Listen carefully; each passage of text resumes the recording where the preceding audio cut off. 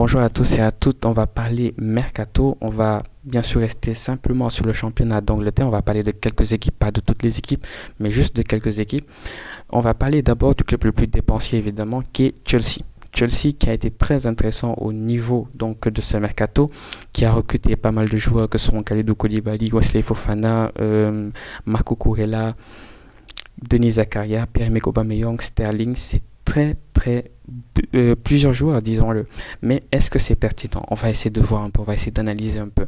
Déjà, Sterling. Pourquoi avoir recruté Sterling lorsqu'on a Pulisic et Timo Werner? Ils sont pas assez réguliers, il faut le dire, et ils sont pas assez tranchants dans les moments décisifs. Simplement, je pense qu'on aurait dû faire confiance à ces deux joueurs, et c'est ce qui manque un peu à Chelsea pour moi. C'est mon club préféré, donc je sais de quoi je parle. C'est un club qui ne met pas souvent en confiance ses joueurs. C'est-à-dire, par exemple, vous avez l'exemple Kevin De Bruyne, vous avez l'exemple Mohamed Salah, vous avez l'exemple Fikayo Tomori, énormément d'exemples aujourd'hui. Ils ne font pas souvent confiance en leurs propres joueurs, et ça nous retombe souvent dessus après.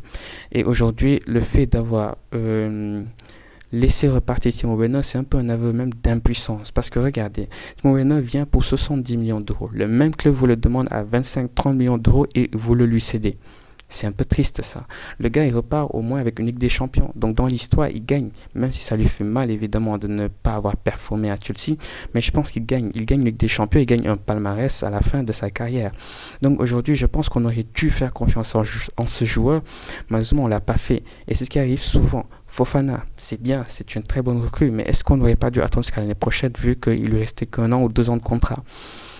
Je pense, parce qu'on aurait pu faire confiance à Trevoh Chalobah et peut-être qu'il nous aurait fait oublier à un moment donné de la saison le fait de vouloir acheter Wesley Fofana. C'est triste à dire, mais on ne fait pas souvent confiance à nos jeunes. Le fait que Denis Zakaria vienne aussi, ben ça va diminuer le temps de jeu de Gallagher, Conor Gallagher, qui a fait une très bonne saison l'année dernière à Crystal Palace. Et on ne l'a pas prêté encore. On ne l'a pas prêté, le mercato est terminé, je ne sais pas qu'est-ce qu'on va faire. Et il ne faut pas qu'on le laisse ne pas jouer. Voilà, ça serait très dangereux parce que c'est un homme, ou plutôt un jeune, avec énormément de potentiel et qui doit jouer. On va passer à City maintenant. City qui a fait un recrutement intéressant. Manuel Akanji, Erling Haaland, Calvin Phillips, Alvarez, c'est un recrutement très intéressant. Très très très intéressant. Et c'est un recrutement, si vous voyez, voilà, il y a un recrutement en défense, il y a un recrutement en milieu, il y a deux recrutements en attaque. Donc c'est un recrutement sur toutes les lignes. C'est très intéressant ce que fait Pep Guardiola et la surprise ici c'est Manuel Akanji. Akanji qui on le sait il a du potentiel mais il nous a jamais montré ce potentiel. Mais aussi peut-il nous le montrer dans un club sans potentialité d'avenir en réalité qui est Dortmund. Dortmund ben, c'est les mêmes saisons qui se ressemblent en fait. Les saisons se ressemblent, chaque saison se ressemble, toujours deuxième, jamais premier, pas de coupe, rien du tout en réalité. Et c'est ça aussi qui est triste à Dortmund, c'est qu'en réalité tu ne peux pas évoluer à Dortmund forcément, franchement. À part que tu sois un attaquant et que Royce te sert d'excellents ballons. C'est très difficile d'évoluer à Dortmund parce que ben il n'y a rien dans ce club. Il n'y a pas grand-chose. Et même quand Erling Haaland était là-bas, il n'y avait pas grand-chose. À part Royce qui te fait la passe, ben il n'y a pas grand-chose qui se passe. Et c'est ça aussi le problème de Dortmund. Et je pense qu'il ne va pas jouer cette saison. Il ne va pas beaucoup jouer en tout cas cette saison. Il va jouer la saison prochaine. Il va nous montrer un niveau monstrueux la saison prochaine. Pourquoi je pense cela? Parce que c'est la même chose avec Bernardo Silva. Il venait d'arriver, il n'a pas joué. Il a joué très peu de matchs, il l'a souvent mis sur le banc et en même temps il le faisait sûrement évoluer en entraînement. Et je pense que c'est ce qui va arriver avec Akanji. Bernardo Silva a attendu toute une année et la saison prochaine, il s'est réveillé. La saison qui suivait, il nous a montré tout son potentiel en réalité. Et je pense que c'est ce qui va arriver avec Manuel Akanji et qu'il faudra être patient avec lui parce qu'il y a un temps d'adaptation et ça on l'oublie souvent. Timo Werner, on lui a pas donné par exemple ce temps d'adaptation pour moi. Un an c'est petit. Messi, il a quitté la Liga, il a fait un an pour s'adapter à la Ligue 1. Et la Ligue 1, nous le savons, c'est pas le plus grand championnat du monde. Et là, on parle du meilleur championnat du monde. Non seulement, c'est pas toujours technique, mais il y a de la technique. C'est très physique, c'est très intense, c'est vraiment pas facile, franchement. C'est très très très difficile. Beaucoup de courses à répétition, on ne s'arrête pas, on court. C'est très difficile. Et surtout pour un jeu comme City, où tout est calculé à la seconde près, C'est très très compliqué. En tout cas, bonne chance à lui. Je pense qu'il sera très intéressant. Mais je pense encore une fois qu'il faut lui donner du temps. Et c'est surtout la saison prochaine qu'il aura le temps, bien sûr, de se montrer complètement. Alvarez, c'est un très bon choix. Erling Haaland, évidemment que c'est un excellent choix. Il lui manquait un œuf. Et il l'a. Il l'a. Parce qu'Alvarez s'inscrit comme dans le registre des Gabriel Jesus. Voilà, ce sont plus des ailiers que des neufs, même s'ils sont neufs. Mais ce sont des ailiers en réalité. Ils sont techniques, petits. Et l'enfant, quand même, a une capacité de finition. Le problème de Gabriel Jesus, c'est que il était technique, il savait faire des slaloms, ça on savait, mais il n'avait pas de finition, l'enfant. Il n'avait pas de finition. Il a des 2 buts avant d'en mettre un.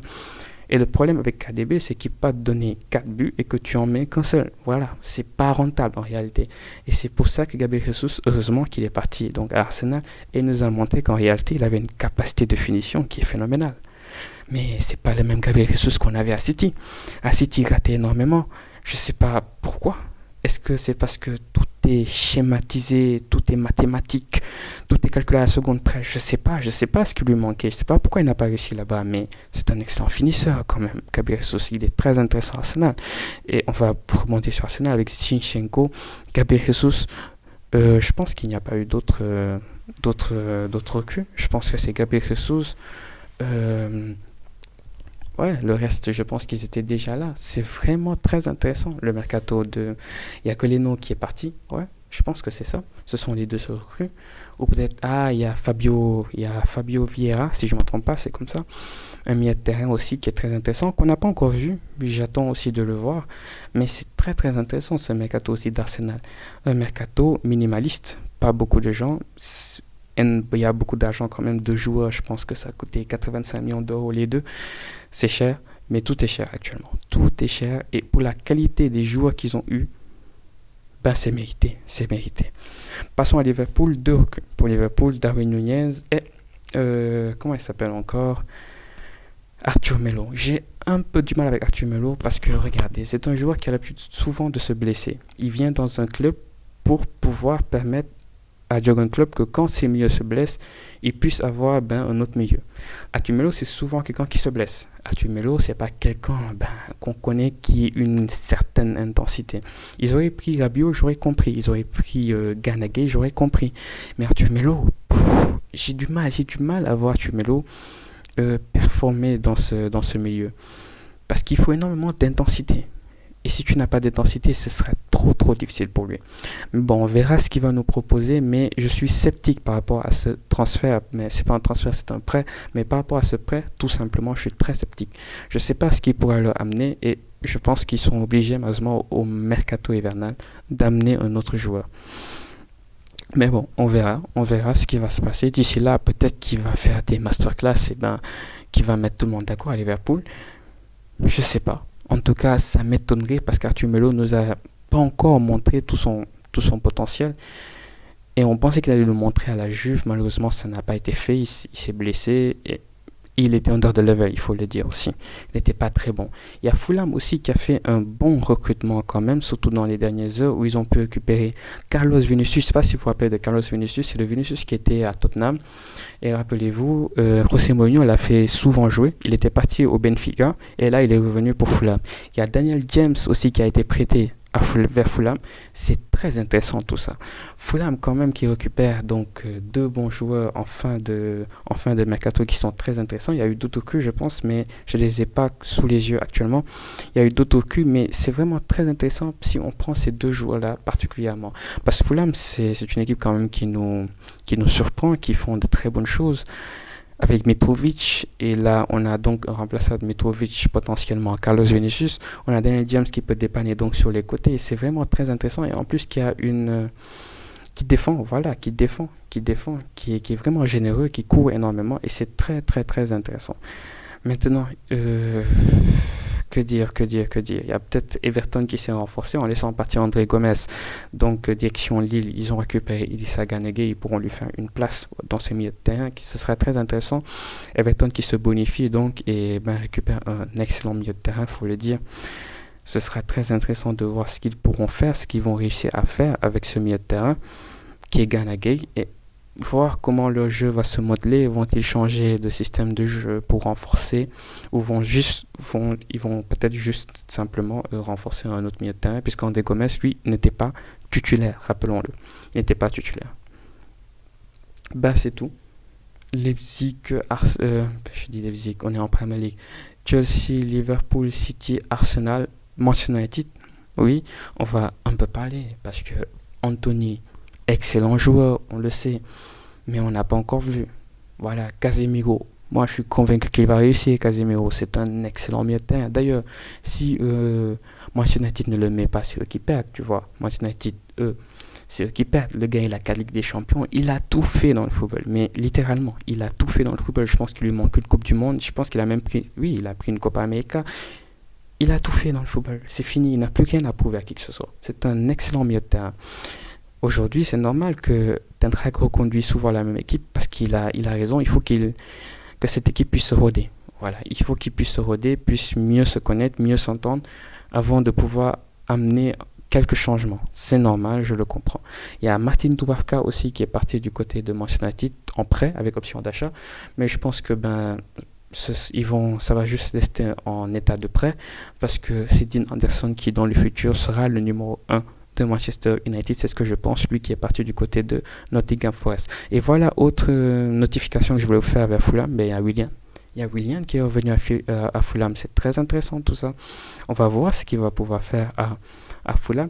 Et je ferai une autre vidéo pour parler simplement du PSG, tout simplement, et de voir est-ce que ça a été un très très bon recrutement. Parce qu'on a vu que Galtier était un peu fâché par rapport au recrutement. Je trouve que c'est un très bon recrutement. C'est vrai qu'il y a beaucoup de joueurs qui sont partis. Peut-être que lui, il aimait bien il voulait bien que Leandro Paredes reste. Peut-être qu'il voulait qu'Abdou Diallo reste vu qu'ils n'ont pas eu d'autres joueurs. Ou sinon qu'ils partent au lieu de faire des prêts, beaucoup plus de prêts, beaucoup plus de transferts au lieu des prêts. C'est vrai, il n'a pas tort. Mais bon, ça a été comme un mercato qui fut très très intéressant du côté du PSG et on va revenir là-dessus prochainement.